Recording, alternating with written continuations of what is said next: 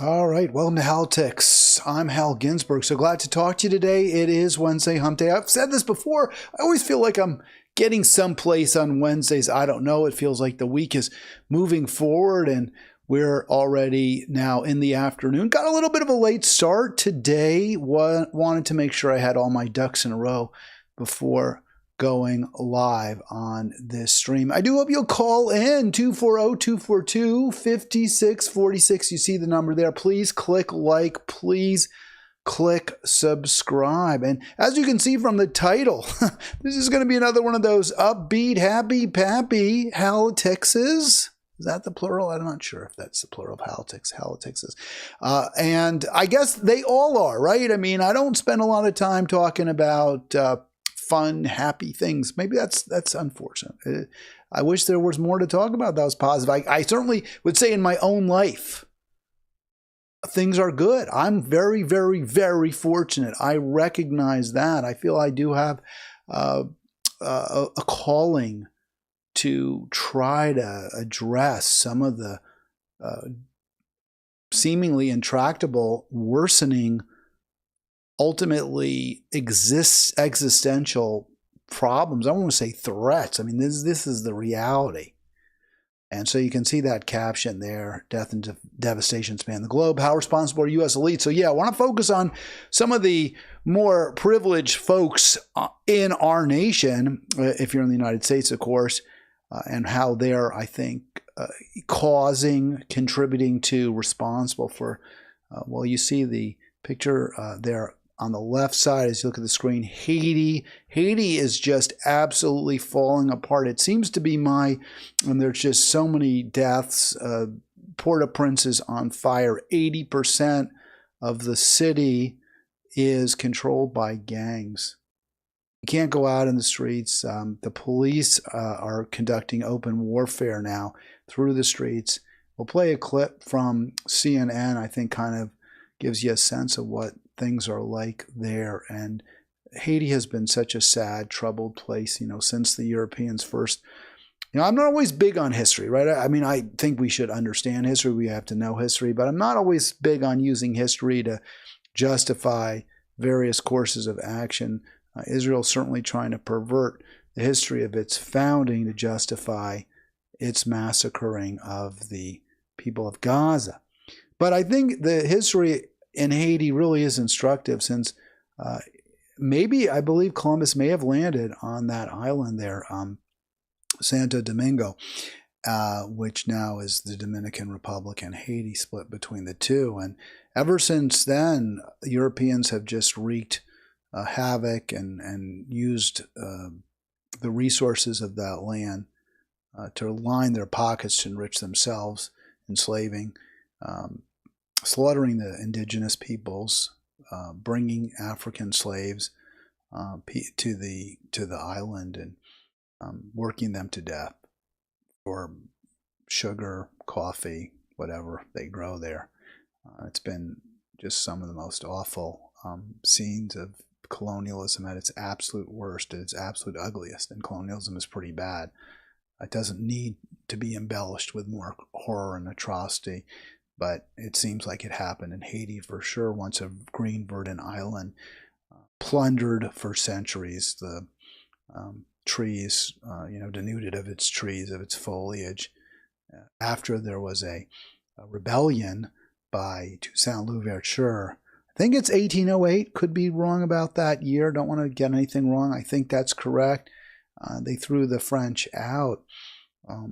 Napoleon just wouldn't accept it, sent armies back. They could not defeat the freedom fighters who created their own country, but the rest of the world refused to acknowledge Haiti's existence. There were crippling sanctions placed, demands for reparations, demands that the slave owners be, given money for the lands that they had stolen to begin with, and for the liberation of the people they were enslaving. So Haiti for hundreds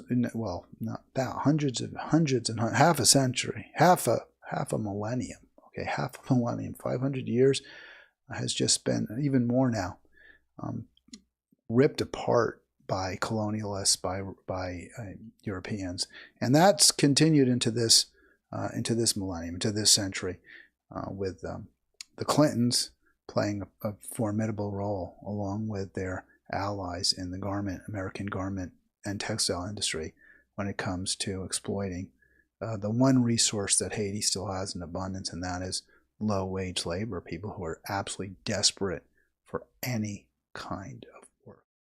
You see also in that image, you see Gaza and hungry people begging for food. And again, I ask, how responsible are U.S. elites? Let's get to it. By the way, I do hope you'll call in 242. I think it's so much more fun. I learned so much more, and I hope you do too.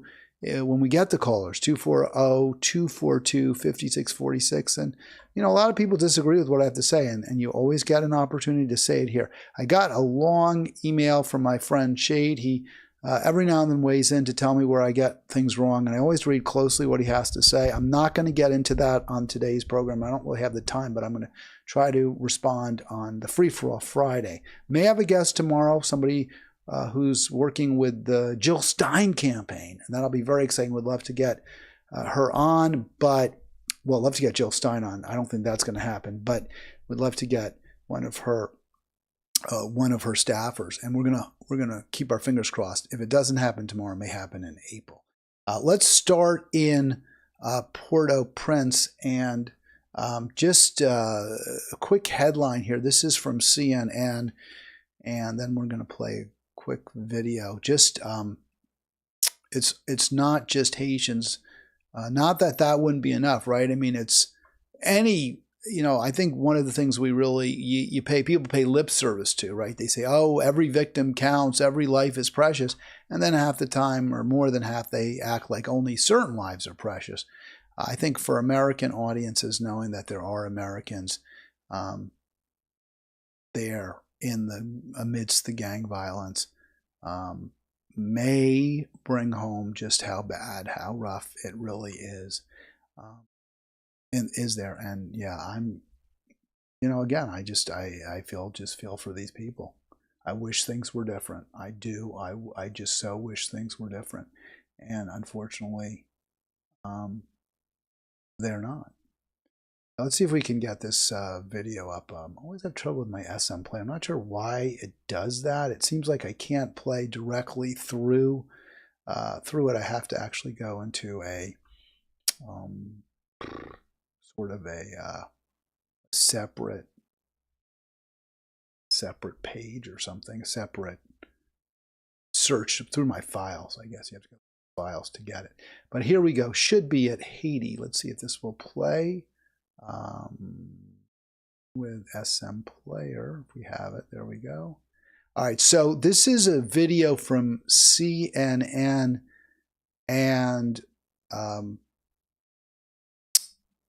I think they kind of, they let you know. This guy, William Neal, he gets some things wrong, and as is always my want, I'll interrupt at points, but let's hear what he has to say.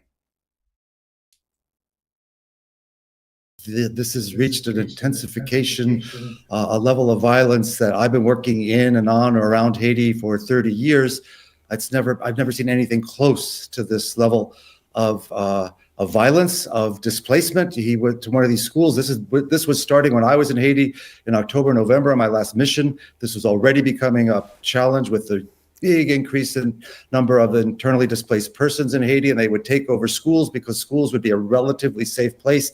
They would have a wall, a gate. Some of them even have toilets and running water, but then they were no longer schools. They had become IDP camps. It's totally understandable. But the lack of access to education, access to healthcare in these neighborhoods, there are hardly any hospitals or clinics functioning now in Port-au-Prince, running out of blood, oxygen tanks, all kinds of medical supplies.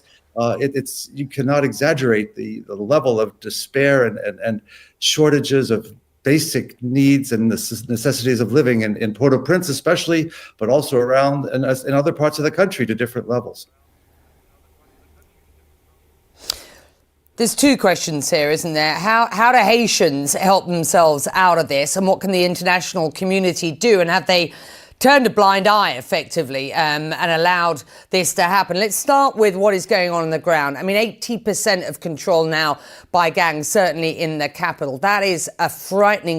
So let me stop it there. 80. It's sort of hard to understand with the accent, but what CNN is reporting is 80% of Port-au-Prince is controlled by these gangs. So not government, criminal enterprises. And we'll hear from the expert why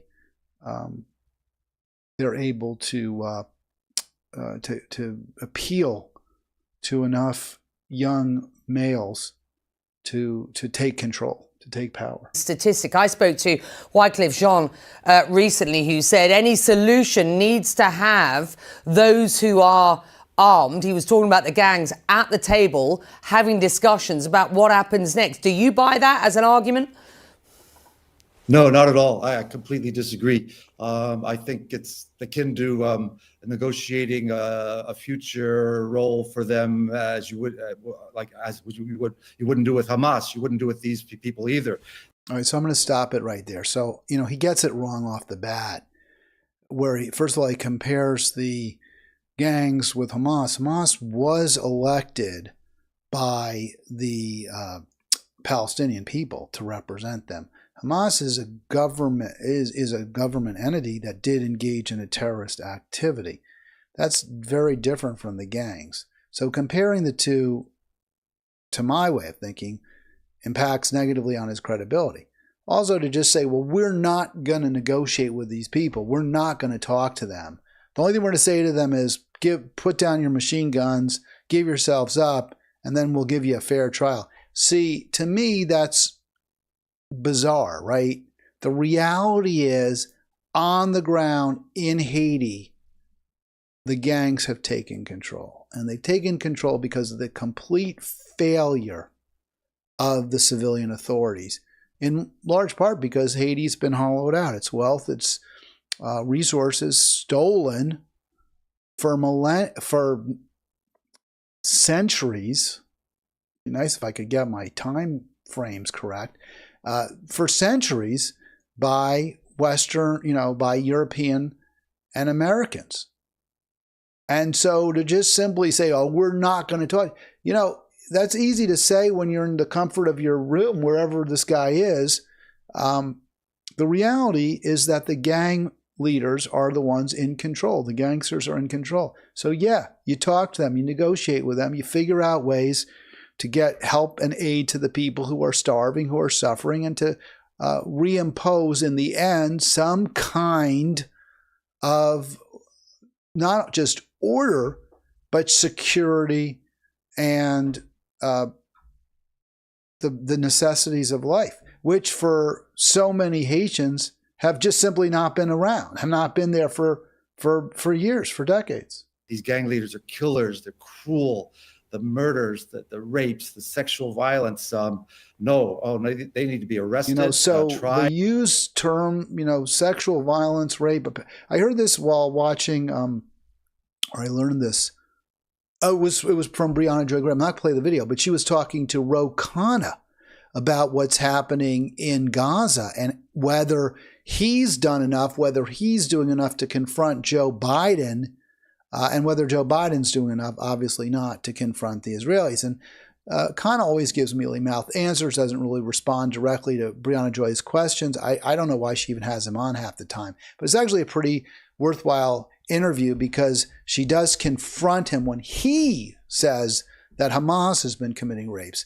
And she points out that a focus group by Frank Luntz, the Fox focus group guy, led to the conclusion that the best way to make Americans' blood boil against Hamas, the best way to turn or curdle any sympathy that we Americans might have for the Palestinians whom Israel is just killing indiscriminately, the best way to stop that empathy was to talk about sex crimes by Hamas, by rapes, by sexual desecration of corpses.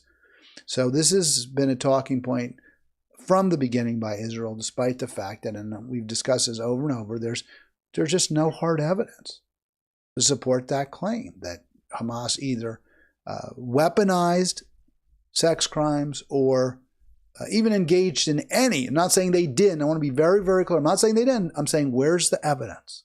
It just isn't there. It just hasn't been adduced.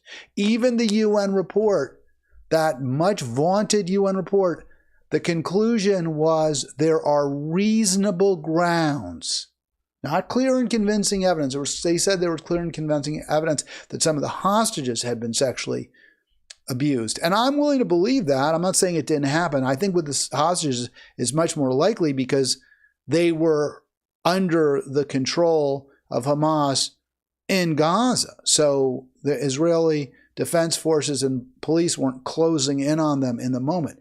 But during the terrorist activities on October 7th, obviously the goal was to get in and get out as quickly as possible, which would reduce very much any opportunities for sex crimes, and also I think any desire to engage in sex crimes in that moment. So maybe, yes, the hostages, sure, still want to hear who the victims were, still want to hear what the victims have to say, but sure, that certainly seems plausible.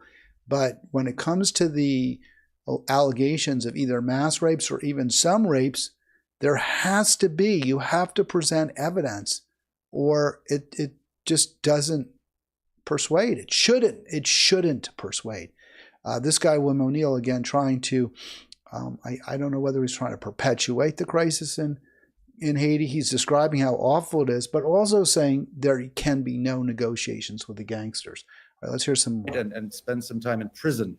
The gang members, and here maybe is what Wycliffe is alluding to, most of the, not the leaders, but the members of these gangs are teenagers in many cases, often forcibly recruited, often with no options in their futures. So that's Haiti, no options. And that's also what we're seeing possibly in the United States as we move forward. Fewer and fewer options for young people, more and more despair. That's why do you think so many young people now are saying they might vote for Trump? This is what Sabi Sab said on her interview, again, with Brianna Joy Gray and Robbie Swaby. That was on The Hill Rising. And she said, hey, I'm going into black neighborhoods and I'm hearing young people say they're not going to vote for Joe Biden. They may not vote for Trump, but they're not going to vote for Joe Biden because they don't have opportunities to make a decent life for themselves.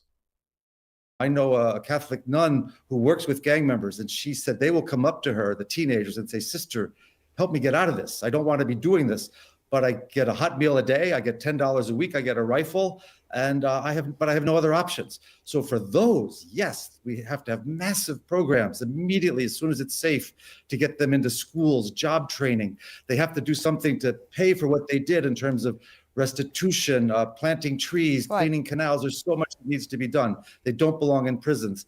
But for the leaders, no. The only negotiation with them is lay down your arms and you will be kept in a safe prison and you'll go to trial. All right. So if they take that attitude, if the international community takes the attitude that for the leaders, your only option is to lay down your arms, go to jail, and hopefully, and you'll get a fair trial where we'll hang you at the end no matter what. What incentive do they have to do anything but keep the violence going? You can't, if you want it to end, if you want the killing to stop, you talk to them, you negotiate. You don't promise anything to begin with. You come to some problem solving if you possibly can. And it just seems as though that's not something that, for whatever reason, the U.S. government or our representatives want to do. Now, he said a lot of good things. We need job training. The Haitians need job training. Plant trees, right? How come we haven't already been doing that? Why is this suddenly the solution? It's not as though this wasn't foreseeable. Why hasn't the United States spent millions? We spend billions to rip Ukraine apart. We've spent billions to give Israel the weapons it wants to crush and destroy and kill Gazans and Palestinians in the West Bank. Why aren't we using our resources? Just a fraction, a tiny fraction of that money could make life so much better in Haiti. But the thing is, the keeping Haitians poor has real value. It benefits American elites. And that is why you now see pictures, like this one, where, you have this woman carrying, or girl, I'm not even sure, carrying some kinds of fruits or vegetables on her head amidst just the rubble of Port-au-Prince. And I would dare say this is not, it's worse now, of course. It's even more devastated than it has been. But this is the reality of Haiti. And, we have had many opportunities to try to make things better. And instead, our elites have invariably made things worse, or at best, not let things get better.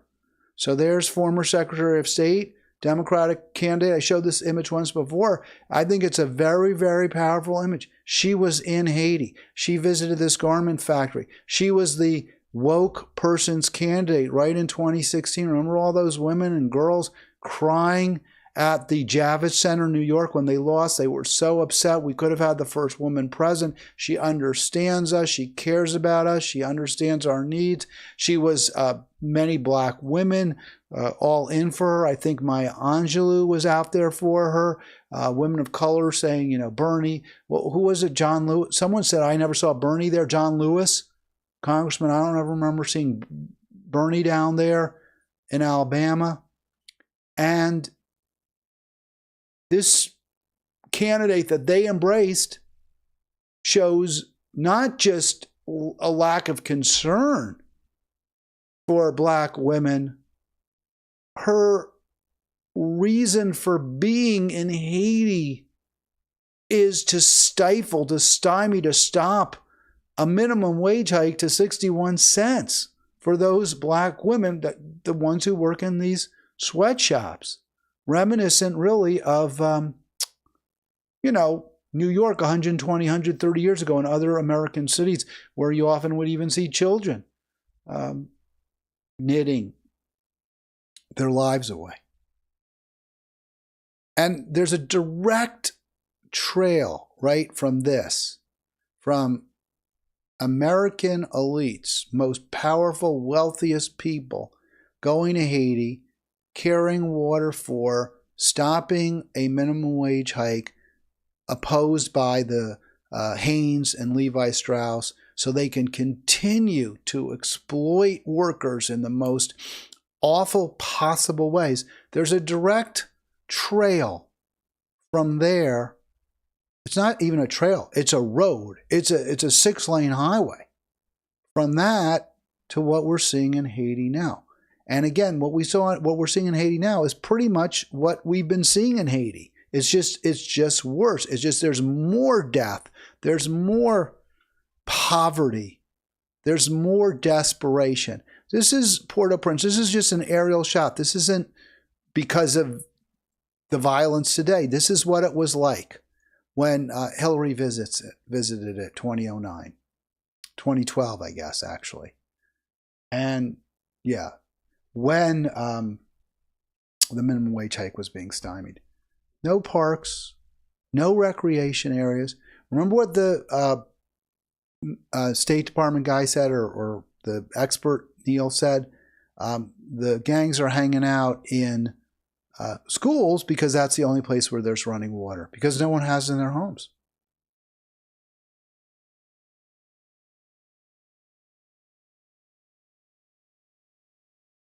We can't keep doing this, folks. We can't keep electing the same awful people from both parties who have zero regard for just even basic human life. And that's what we've been doing. And I mean, I can go on and on. I told you it's not going to be a happy show, but it's just that's just the way it is. Unless we're prepared to figure something else out. unless we're prepared to join together to do something very different, things aren't going to change. In fact, we see them getting worse and worse and worse. So the topic today, the focus, by the way, I'd love to talk to you, your thoughts, 240-242-5646, your thoughts on all of this. Focus on U.S. elites. So there you saw Hillary Clinton in that image, whose actions led, in part, she one of many, but her actions at the behest of U.S. multinationals,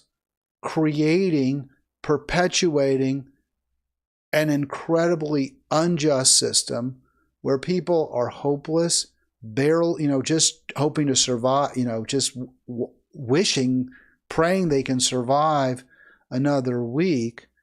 There's very little money, very little resources to build a solid infrastructure, a government that can protect the people, that can stand up.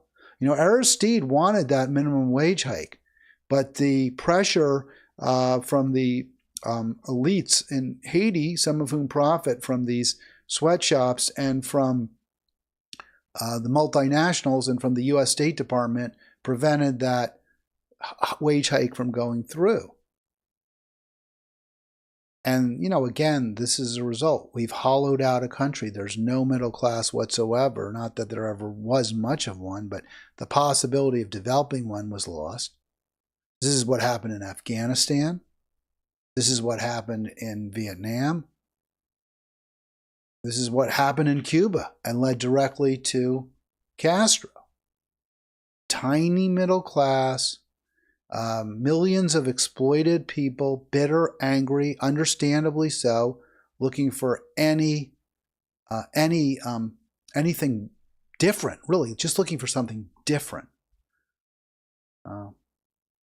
And that, they're getting something different now, and it's even worse for many of them than what came before. But this is our future too. So, a focus today: how are American elites largely to blame for so many crises that we face? And I didn't want it to just be the government. I didn't want it to just be Joe Biden or Donald Trump. I want it to be, rich and powerful, influential people in this country. One of the most influential is the film industry. And I was really interested. I actually have a friend who's a producer. He's a big shot Hollywood producer from high school. We're not that good. Should I call him a friend? Certainly someone I was friendly with. I was very pleased to see that my friend did not sign this letter that more than 1,200 Jewish entertainment industry pros signed. And I didn't look that closely. I know Steven Spielberg's name was not on that list, and a very prominent Jewish movie maker. But, obviously these are people who are extremely fortunate. They're able to make money in the arts. They're able to make a good living, to survive and do better than that. And their concern is not those who have less. Their concern is not those who are impoverished by their co-religionists. Their concern is not to stamp out an occupation and to end a genocide. No. Their concern is, oh my God, somebody's coming after us. Their first thought, their first concern, their first worry, despite how fortunate they are, how successful they are, is themselves. And I get that. That's human nature. I don't think it's a shock. But don't we hope for a little bit better? Especially from artists, people who are in the industry, who are able to, who can say, gee, I really do have a lot. I really have more than most people. Maybe I really should count my blessings rather than view myself as some kind of eternal victim. Because there's this cult of victimization in the Jewish community, and it's part of the story. Sure, there's been anti-Semitism through the ages. Lots of groups have been victimized. So it's part of the story, but that's hardly the whole story, especially today. All right, here's Jonathan Glazer's Oscar acceptance speech for Best Director for Zone of Interest. I actually was not interested in Zone of Interest until I learned that the director really pissed off a bunch of elites. And now I'm like, oh, good, maybe I should go see the movie after all. Here he is giving his acceptance speech in 60 seconds. This is a short, and then we'll hear the response, or we'll see the response. All our choices were made to reflect and confront us in the present, not to say, look what they did then, rather look what we do now. Our film shows where dehumanization leads. Remember what I said about history, that I don't always like to focus on history because so often it can be used, by different people to argue for different results, different answers. We have to look at what's happening today. Sometimes context doesn't add, or various contexts are presented that don't necessarily elucidate. I think with respect to Haiti, yes, it absolutely does. Half a millennium of exploitation by Europeans and Americans has just devastated that island, and that continues unabated today. But what Glazer is saying here is we shouldn't, as Jews, only consider our own victimization. We shouldn't look at a history and just say, well, Jews are the victims. We should say, hey, what happens when one group, in the case of my movie, the Germans, the Nazis specifically, take control? They're fascist, they're sadistic, they're sociopathic. What happens? They try to wipe out, eradicate an entire group of people. That's something we must say no to. Not say no to Jews specifically being eradicated, but to all people. That's the history that we need to consider. And that's why I made the movie. And I'm like, okay, I'm good with that. I like that. At its worst. It shaped all of our past and present. Right now, we stand here as men who refute their Jewishness and the Holocaust being hijacked by an occupation which has led to conflict for so many. So I want to stop that for a second, because that statement, phrase, we refute our Jewishness being used to justify the killing of so many innocent people. That is what he is saying. I don't know how that's really arguable. Let me replay. Right now, we're seeing here as men, the ones who made the movie, who refute their Jewishness being hijacked by an occupation which has led to conflict for so many innocent people. Whether the victims of October... And now he's getting a lot of applause for that, which is understandable.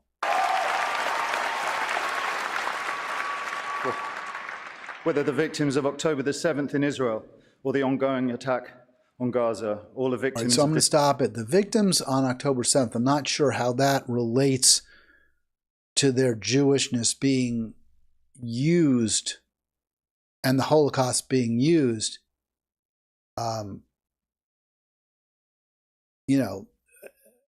That's not what October 7th was about. October 7th really wasn't germane. I mean, the reason the Holocaust is relevant to October 7th is because the Jewish state, Israel, was founded in large part because of European guilt over the Holocaust and the recognition, the feeling that Jews weren't necessarily going to ever be safe. And I don't know if I agree with this, but that was the feeling at the time, could never be safe in Europe and needed their own, theocracy where they would be safe. And the response to that, the response to this country created in an area where there were Jews, Christians, Muslims all living together, and the Jews basically who came and more who came, pushing out the Muslims, the Druze, the Christians, led to this situation where there's so much bitterness and anger at Israel. And it's not just, that what happened in 47, but ongoing, the creep. Israel gets bigger, takes over more land, pushes more settlers into its areas, or annexes territory or occupies territory. That's not really the Holocaust. Maybe the Jews are feeling, well, we get to do this because we were victims, we're always the victim, or we need to do this to protect ourselves. But the response by the Palestinians that we saw on October 7th really isn't specific to the Holocaust at all. Here's more from Glazer, though, because on balance, I really like what he's saying, and I think it's really important. And I think we really need to recognize the legitimacy of his words, and then we'll hear what his detractors, who obviously don't agree. By the way, I don't know if you caught it, a lot of applause. Yeah, people agree with Glazer in that audience. There's not getting catcalls, whistles. No one's saying, oh, how horrible what you're saying is. This dehumanization. How do we resist?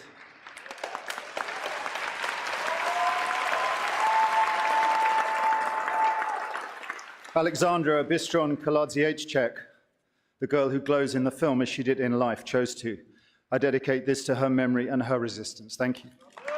All right, so there it is, and very nice by Glazer. The response by the Hollywood professionals, not so nice, not really getting, in my view, at all what Glazer is trying to say. In fact, sadly, proving his point completely. So let's just go through it. It's a pretty short little statement, and these are influential people. These are people with money. These are people who contribute to political campaigns. These are people who have sent a message to Joe Biden. You better not be too hard on Bibi. You better not be too critical of Israel. Israel is really just defending it. That's the message they're sending, and it's impactful. It's making it harder. I'm not giving excuse. This is not an excuse to Joe, but by being so defensive, so prepared to take offense at anything anyone says that could be conceivably construed as critical of Israel, by being so quick to be offended, these professionals are becoming responsible for the slaughter by Israel of the Gazans. So we refute our because he said we refute our Jewishness and the Holocaust being hijacked to justify the killing in Gaza. So they say we refute our Jewishness being hijacked for the purpose of drawing a moral equivalence between a Nazi regime that sought to exterminate a race of people and an Israeli nation that seeks to avert its own extermination. All right, first of all, he didn't do that. He didn't draw a moral equivalence. Glazer did not, between the Nazis and the Netanyahu regime. He didn't do it. He said, we're saying you can't use it to justify what you're doing. Not saying what you're doing is as bad as what the Nazis did. Now, I'll say there's definitely a parallel. There's definitely an equivalence. I know it's morally equivalent, but what Israel's doing now is evil. It's sadistic. It's genocidal. Is it the same as what the Nazis did? Maybe not. But it's bad enough. Is that our standard? Either it's as bad as what the Nazis did or it's okay. Is that our standard? They're saying to avert its own extermination. They're not trying to exterminate Israel. Sure, okay, you want to say, oh, this is what it's in the Hamas charter. You don't want to be exterminated by Hamas? Here's what you do. Make peace. Treat the Palestinians like human beings.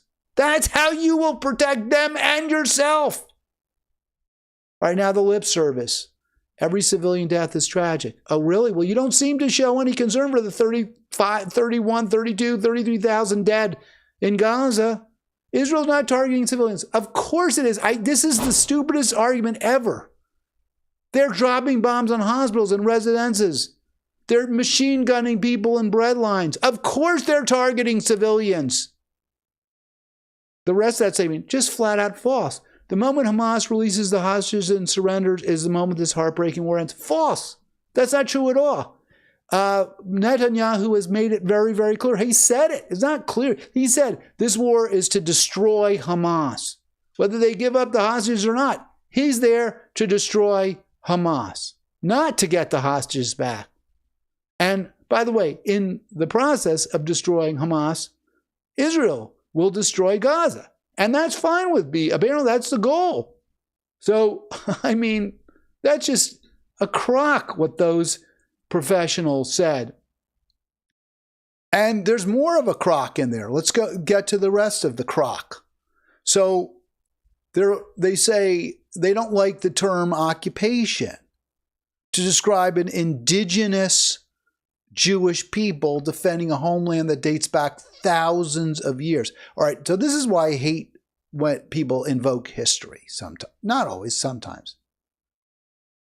Yes, Jewish people have lived in that region, and so have Muslims, and so have Druze, and so have, before they were Muslims, Palestinians, Arabs, Christians, Romans, Greeks, Turks. There are lots and lots and lots of people who've lived in that region over the millennia. It's not an occupation because Israel is a country that's defending its borders.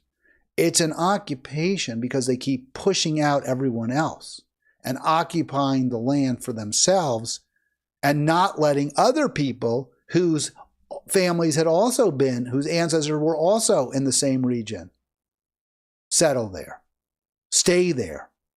And because they're moving into areas that were not traditionally, or at least not when the UN recognized Israel, within its borders, the West Bank, Gaza.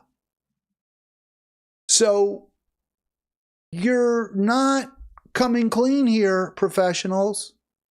The term occupation is absolutely appropriate. What Israel is doing in Gaza right now is clearly it's a military occupation. And then more, we're the victims. It's all about how the Jews are the victims. These professionals, these privileged people. I'm certainly one of them. I wish I was. They're more privileged. They're apparently making a living in entertainment. I'm not. So good for them. But they say it gives credence to the modern blood libel that fuels a growing anti-Jewish hatred around the world, which I guess their blood libel is, they're saying it's not true, that Jews are killing Muslims and Christians and everyone else in Gaza. Well, of course it's true. What do you mean it's not true? We can see it with our own eyes. We see the pictures. That's what's causing to the extent there's anti-Jewish hatred, it's absurd, which, by the way, I think is vastly overblown. And I meant to get into why I think it's just fundamentally untrue.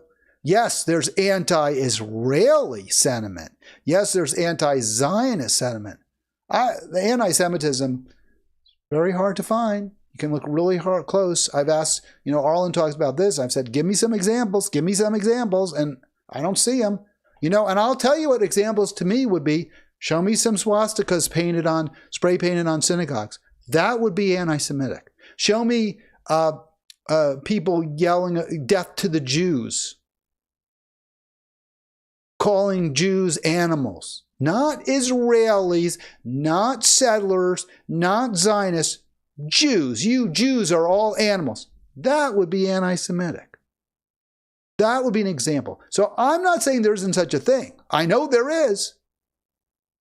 I'm saying it's being what is not anti-Semitism, or what very likely is not anti-Semitism, is being called it.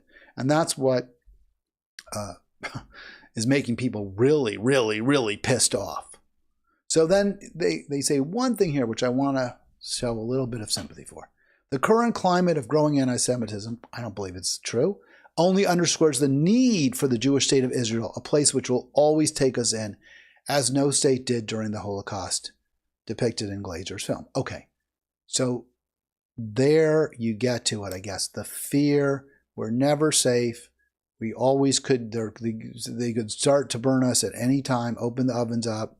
So we need a place to go where we'll be safe. So a couple responses. yes, I think that's true. I think all of us, not just Jews, all of us are potential victims. The folks in Haiti who are being killed in the streets, being machine gunned by the police and the gangs especially, they're not Jewish. But they sure as heck don't have security. The Gazans being killed, machine gunned by the IDF when they stand in bread lines, or seeing their homes reduced to rubble. They're not Jews. They don't have security. I think we all should have security. I wish we did. I think the way you get that is if everyone is safe, then we're all a little safer, right? I mean, if everyone feels at least my basic needs, that I'm not on my own.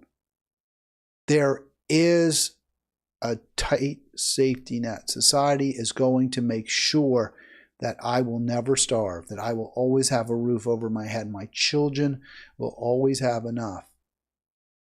I think if that's the case, the likelihood of another Holocaust is greatly reduced. But if you take the position that these Hollywood Jews take, and I don't disagree with them, that for us to be secure as a people, we need our own country, then my answer is yes, and so does everyone else.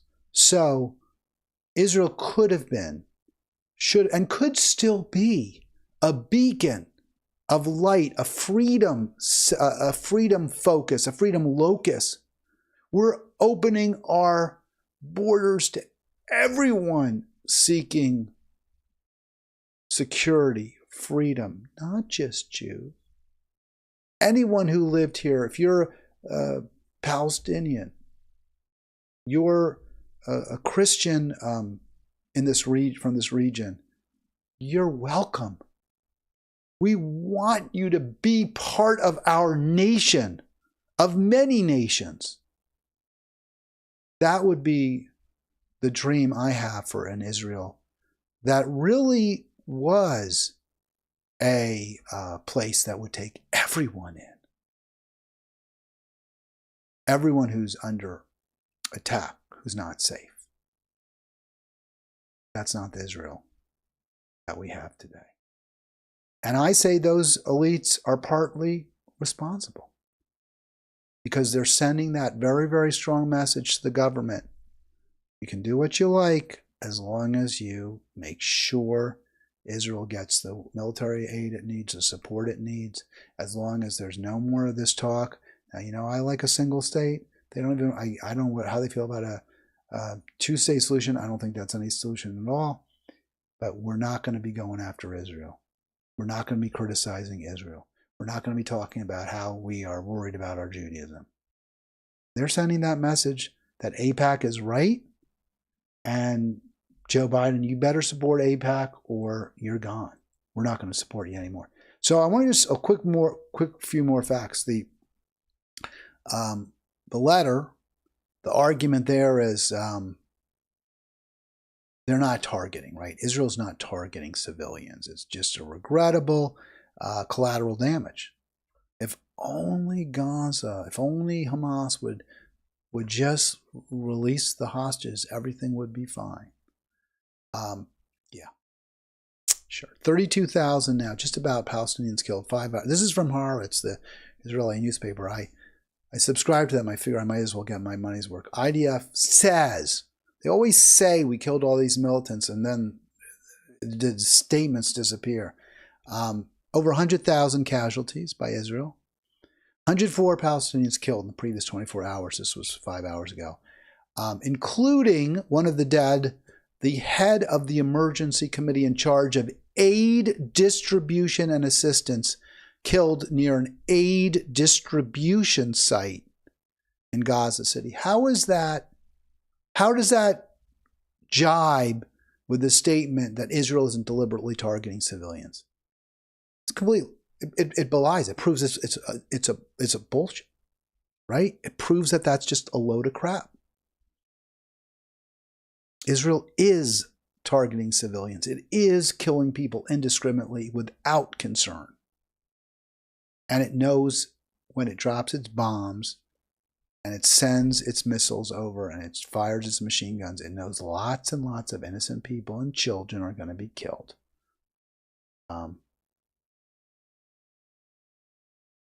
So here's what Haaretz said in response. And, you know, I like a lot of what I see in Haaretz. That's why I subscribe to him. I don't like everything. Here's how they respond to the argument by the Hollywood 1,200 or so who are going after Glazer for his speech. They are saying, yeah, we shouldn't compare the Holocaust with what's happening in Gaza. I think it's fine. I think we should. I think we should compare what Israel is doing now to Gaza with what the Nazis did to the Jews. Yes. But here's what Haaretz says. They put a different spin on it, which I don't wholly oppose. Any comparison to the Holocaust minimizes the Holocaust, the memory of it, and diminishes Israel and its citizens. I'm not sure if I agree with that. Well, it does. Well, yeah, it does, because if you say what Israel's doing is like what the Nazis doing, yeah, it diminishes them. Of course, they deserve it. But then they go on to say it's impossible to ignore the fact that the real perversion of the Holocaust is being done by Netanyahu, is being done by the Zionists, by the people they say who abandoned Israel and its citizen and let disaster happen. Haaretz is saying flat out, the conservative party led by Netanyahu is the reason that October 7 happened in the first place. They abandoned us. And now they're using the Holocaust memory to continue to abandon Israelis, to continue abandoning the hostages themselves, the ones that the Hollywood letter signers seem so concerned about. And Haaretz is saying what I'm saying. Netanyahu doesn't care. Bibi doesn't care about those hostages. He's using the Holocaust as a pretext to justify killing innocents by starvation and conduct a pointless war that may, in fact, reduce the likelihood of the hostages being released. Yeah, I mean, yeah, exactly. If you want people to stop misusing and abusing the Holocaust, and tell them to not to justify killing people, killing innocents because of the Holocaust. Now, they go on to say, and I thought this was interesting, I just want to get this out there. This is also from Haaretz. They're saying that what Hamas did, and I think this is probably true, by the way. I don't think Hamas was motivated by anti-Semitism. I think Hamas is motivated by anti-Zionism. Yes, they may want, I guess they do want Israel to disappear. But it's not because they hate Jews, it's because they hate Israel. They hate what Israel has done to their people. They hate that Israel is occupying Gaza and the West Bank and all the land in Israel, much of which was in Palestinian hands 70, 80 years ago. So here's what Haaretz says. October 7th happened because the government of the army didn't function, didn't protect us. And they go on to say the background is the conflict between the Palestinians and the Jews, where religion is important, but it's not based on anti-Semitism. And they say, and this I thought was interesting, they say Hamas isn't anti-Semitic, and we know this, or they weren't acting in an anti-Semitic manner on October 7th. We know this because they didn't spare non-Jews. Muslims as well as Thai nationals and other foreigners were kidnapped and killed as well. So how do they know? How does Haaretz know that Hamas knew that it was killing Muslims? See, I don't know that. I don't know that Hamas would have killed based on this, that maybe there's some evidence. Maybe Hamas said, hey, we didn't give a crap who we killed. We saw people. We thought they were our Palestinian brothers. We just didn't care. We were going to kill whoever we saw at that festival. So maybe they said that. If they took them hostage, maybe they took them hostage when they learned that they're Muslim. You know, they're praying to Mecca or whatever. They learn that they speak Arabic, whatever, that they're not Jewish. Maybe they let them go. I don't know. That seems a little far-fetched. I don't know why they would be killing Muslims, given that the terrorist attack by Hamas is designed, I think, to try to drive Israel ultimately, off the ancestral lands of Palestinians.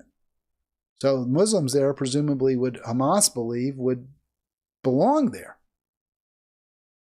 So I thought this was interesting, but I presume Haaretz has a reason for it. And if it's true, if it's really true that Hamas didn't care who they killed, they just were trying to kill Israelis, that is actually very powerful evidence, right? That they weren't acting, that they weren't motivated by anti-Semitism, which I don't think they were. I don't think it would have been anti-Semitic or prove anti-Semitism if they let Muslims go.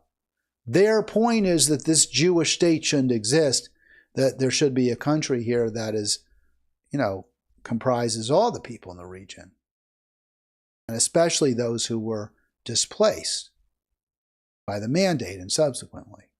But I don't call that anti-Semitism, even if the targets were just Jews, which they say, Hamas, which Haaretz says wasn't the case. All right, one more quick story. The point of this is, unless we can figure out a way to unite in support of policies, candidates, presidents, what have you, governments, countries that take as a starting point, we've got to make sure everyone has enough.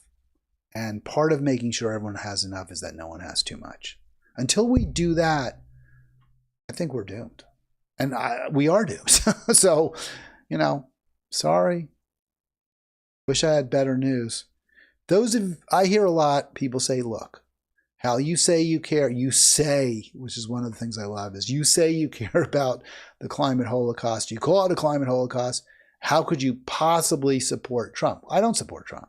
So that's the first mischaracterization of my position. How could you possibly try to help Trump win? You have to defeat Trump. Trump is a climate denier, climate crisis denier.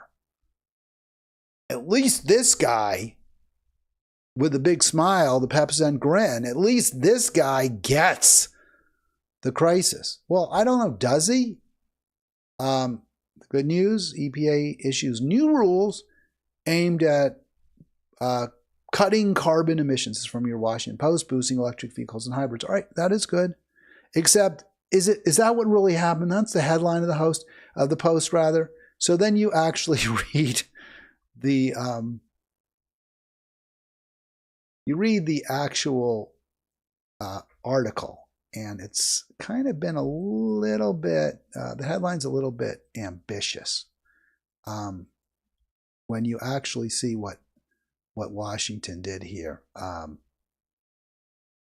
They actually relaxed standards. They actually, here you go.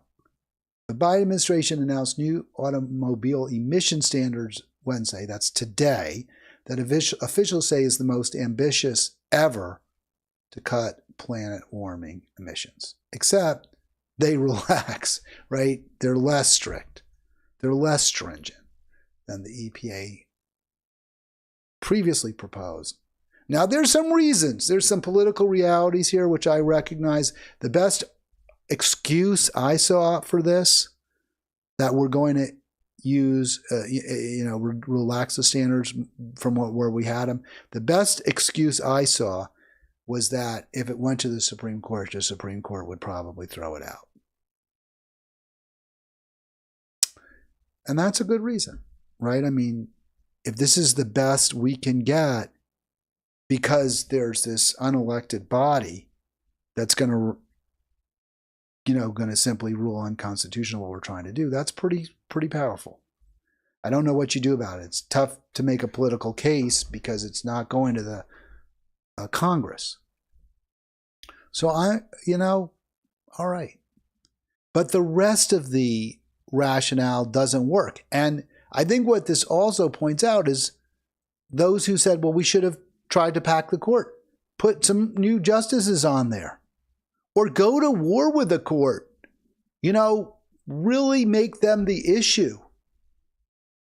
Make it, this is why you must elect me, because I want to fight the climate holocaust and the Supreme Court won't let me. And you might lose, but that's democracy. But if you do lose, it's because we don't live in a country where everyone has enough and no one has too much. Because we have a country where many people have barely enough to survive and a few have enormous wealth beyond anybody's wildest imagination.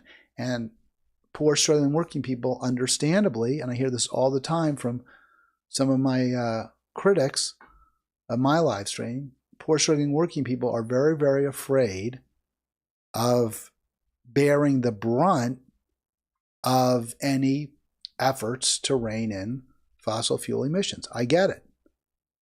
That's why we must recognize that inequality and the climate crisis are inextricably linked. And if we're going to defeat one, we've got to defeat the other. We've got to defeat both.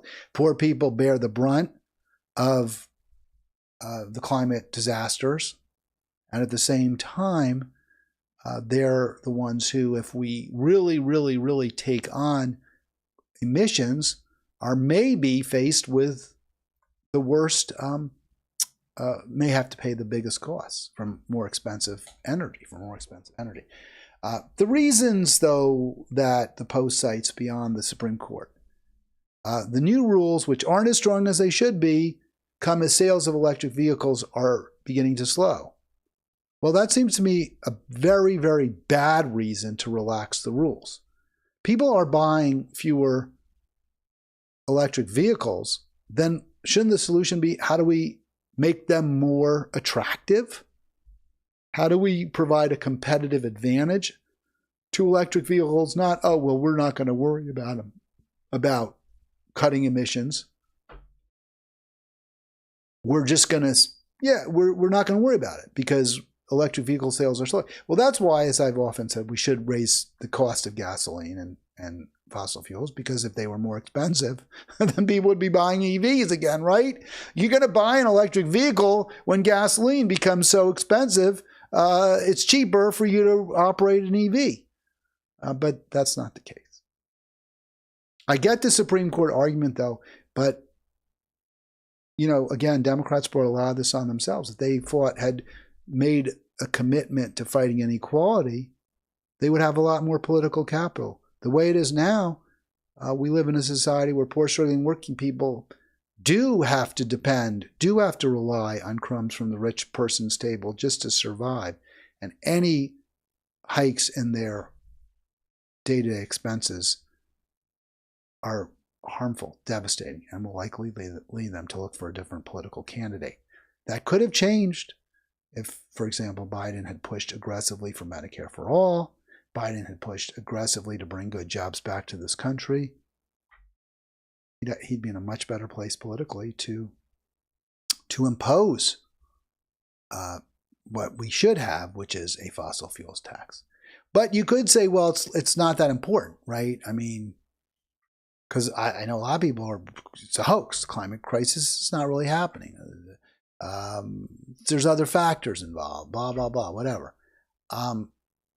We just had our warmest February on record. 2023 was the hottest year ever. And we're already passing 2023. February is the hottest ever. And it's not just we had one hot month, right? I mean, you have a hot month. Maybe it's random. I don't know if you have 9 super hot months in a row. I don't know how unlikely that is. I'd say it's very, very, very unlikely unless there's some confounding or unless there's some, factor that's causing it. And of course, we know what that factor is. More and more greenhouse gases in the atmosphere. But okay, maybe it's 1 month. There's some, sunspots or something, or there aren't sunspots, or the Earth is particularly close to the sun in this particular month. But that wouldn't explain ever hotter ocean temperatures, right? Because the ocean acts as a heat sink. The waters absorb heat, and it takes a lot more energy to raise the temperature of a liquid. Think how long it takes to boil water. your oven gets really hot, a lot hotter than 200 degrees in a few minutes. It takes water, even when you're applying it very, very direct heat to it, it takes it 10 minutes to boil. And that's only to get to 212 degrees. So it takes a lot to heat up the ocean. And we are doing it. Record high. Record high. Record high air, surface, and water temperatures right now. And the Biden administration's response will relax the standards for tailpipe emissions. What could go wrong? All right, that'll do it for me. I will be back tomorrow. I hope I have my guest to talk about the Stein campaign. If not, probably just you and me unless I get another guest. And then we'll have the Free For All Friday. I'll be off next week. Kind of rest, relax, recharge. And then back for the first week of April.